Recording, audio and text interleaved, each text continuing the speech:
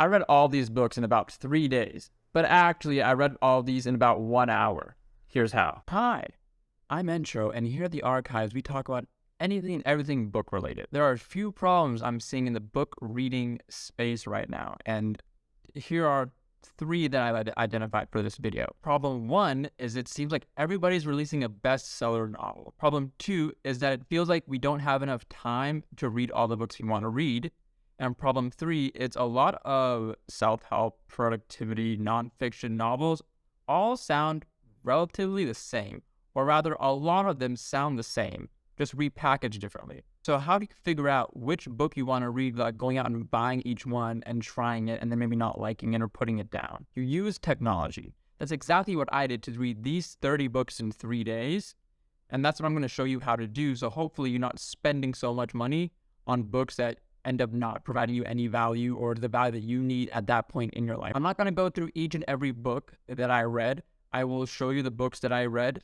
I will maybe touch on a few, and I'll show you how I did it. And I will say this method isn't perfect, but what it did was it allowed me to demo a lot of books and let me know which ones would I actually want to read the full book of and which ones am I fine with the summary. So here's how I read each book. I used our good, trustworthy friend who sometimes, a lot of the times lies, ChatGPT, to give me a summary, 5 to 7 key points about the novel, and some most used / popular quotes from each novel, because that's what I want out of a novel. When I read nonfiction novels, I want, what is the premise? What are the lessons I need to learn from this? And then what are some really good quotes or phrases that will stick with me and kind of stay with me as I'm trying to implement this new thing. In many cases, it was amazing. It gave me exactly what I wanted, an in-depth summary, key points, a good set of quotes, great.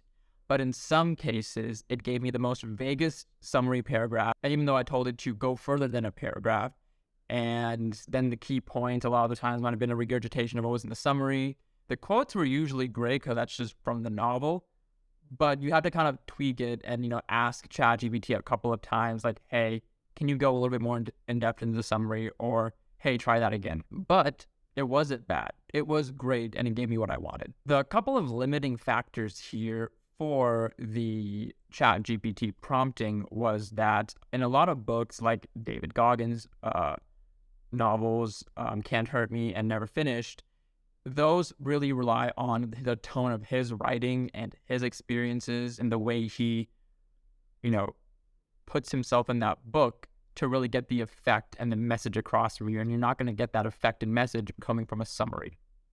So, but what I like is that from the summary, I could tell that, and then I know, okay, I need to go read this novel instead, which is fine. That's the whole point of doing this, right? The point isn't to replace reading the novel. It's just to filter out the stuff that I don't want to read the full novel of and stuff that I might want to read the full novel of. If you want the prompt, I've left it down below. I'm not going to do that really weird Twitter thing that was going around, which was like, hey, if you want the prompts that I use to do what I'm doing, quote unquote, leave a like and comment, and then I'll DM you this. No, you're getting everything for free. You're getting it right here. Just use the prompt. Go to ChatGPT. I use ChatGPT 3, by the way, so it's a free one. And just try it out. Play with it. See if it works for you. It might not work for everybody, but it might work for you, and that's just the goal here. And here are the archives on this channel. Usually I talk about fantasy and fiction because that's what I like reading. I do also like reading productivity, motivation, business, life, all these nonfiction novels. A lot of the times the lessons are just repackaged in a different way, so the messages are the same. And I would not use this method on a fiction fantasy novel. That's completely missing the point of a fiction fantasy novel, is the story, the plot, the imagery, all that stuff. These kind of like nonfiction novels don't really have that, right? They have the lessons, they have the anecdotes, and they have maybe the tone of the author that you like reading from. That's about it. And don't really care about that kind of stuff, right? So I would rather use this method to skip a lot of the time and money that I would spend reading a novel that, quite frankly, might not give me anything from it, versus, I would rather spend that time reading a fiction fantasy novel and I'll just go look up the summary and the key points and stuff. This is not really anything different from like short form or Spark Notes or anything like that. You're just taking more ownership of it than going somewhere else for it. If you've made it this far, I really do hope you enjoy the books that I'm about to talk about. I would appreciate it if you could leave a like, a comment on what you thought about the video, the premise, what books you're reading, the books that I talked about in this video, whatever you want. Honestly, I would just appreciate any discourse because I do enjoy that discussion with you guys. And if you're new, please hit the subscribe button. I don't do things like this all the time, but when new things like this come out, I definitely jump on them. Like I said, this channel is mainly about fiction and fantasy, but it's about reading, right? It's about getting you all into reading, helping you guys read more, have more fun with reading, trying new books, trying new series, and then we can all talk about it. You can give me suggestions that I haven't read yet, things like that. We can just start an open channel about this. For the ease of this video, I split up the 30 books into 3 buckets. The first bucket is business and wealth. The second bucket is productivity and life. The third bucket is just body health and or learning more about the human body. So let's start with business and wealth. So here are all the books that I read in the business and wealth space. I'm just going to go over a couple of them with you. If you have read any of these, please feel free to leave something down below about them, like what you thought, the insight that you got from them, etc. These are just a couple, and I got a good amount of insight on a lot of them, but I don't want to take up this entire video talking about those. This is more about the premise. I wanted to note that in The Go-Giver, the book discusses the 5 laws of entrepreneurship: the law of value, the law of compensation, the law of influence, the law of receptivity, and the law of authenticity. And here I do the personal insight in the law of receptivity, where you just need to be open and receptive to new opportunities in life, not just business, not just money, but just new opportunities in life, because you never know, a door that you might open could lead to something completely new in your life that could change the trajectory of your life, maybe for the better.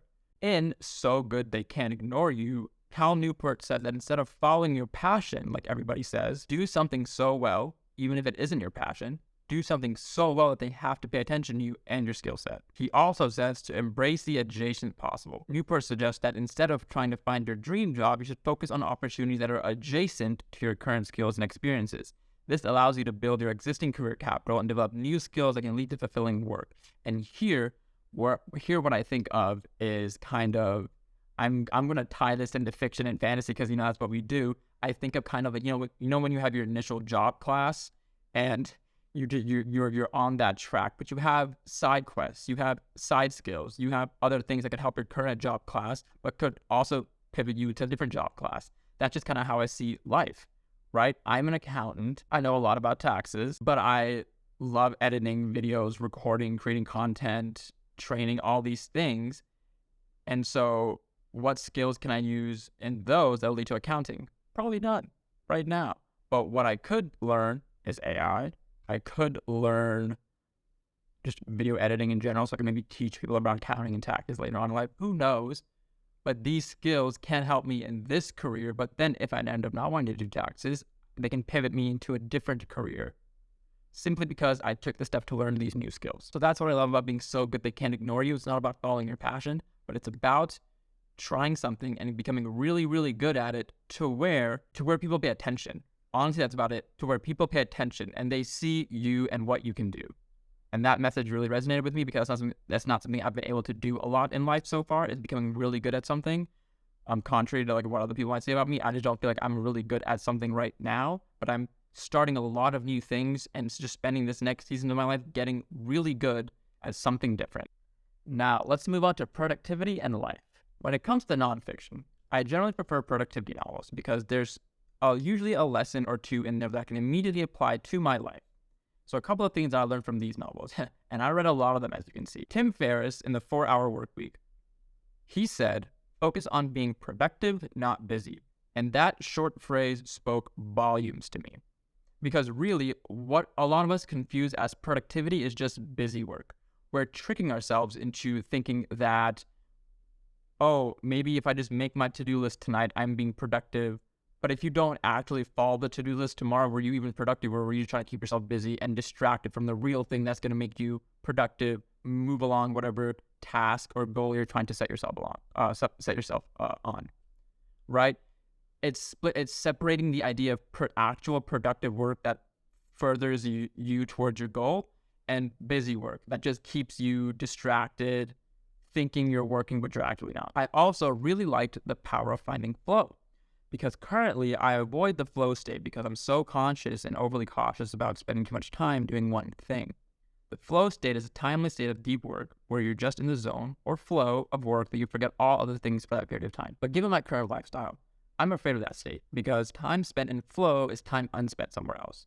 And maybe like many of you, my flow state can occur late at night, especially when I'm editing videos or planning or doing my to-do list or a lot of things just during the day that don't get done. You kind of get a second wind at nighttime. But if I start those tasks then, and then I just get into a flow state of editing, which I have in the past, I miss my precious time in deep sleep. I miss my sleep time because I have to be up at a certain time in the morning.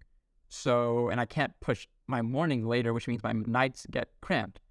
And so I need to get a better idea of when I can put myself in a flow state, what that looks like. Maybe I just set a timer for 3 hours and then I just go. And if I'm in the flow state, I'm in the flow state, but I have 3 hours to get that stuff done. It's something like that. So I would actually like to read this entire novel probably just to learn about what I'm missing in my flow state. That was one of the more cool ones that I liked. But Tim Ferriss, let me just tell you this man has so many quotables.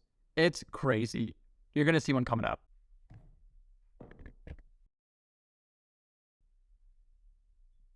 Lastly, let's end it with body health. Probably the top 5 lessons from these 30 books that I read was Tim Ferriss's idea of decision fatigue in The 4-Hour Body.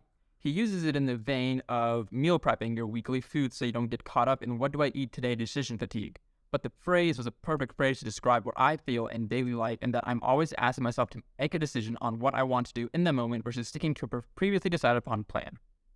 As a result, I exhaust myself often trying to make these decisions that don't need to be made then. And I can give you a perfect anecdote that just happened quite literally last night, right? I was talking to my mother and my sister because they understand that right now, given everything in my life, this exact example, I just don't prioritize cooking.